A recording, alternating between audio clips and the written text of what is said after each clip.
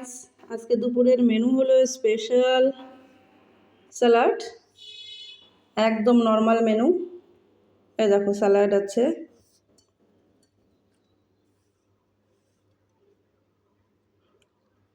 এটা হচ্ছে আমার আর আমার ছেলের স্পেশাল মেনু।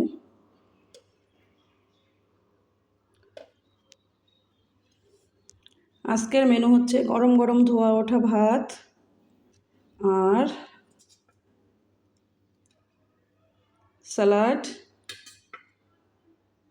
আর হচ্ছে এগ কারি।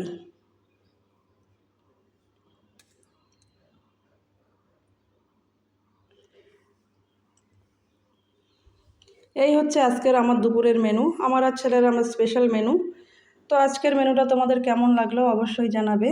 আর এগ কারি কার কার ফেভারিট জানাতে ভুলবে না। ভালো থেকো সবাই, লাভ ইউ অল।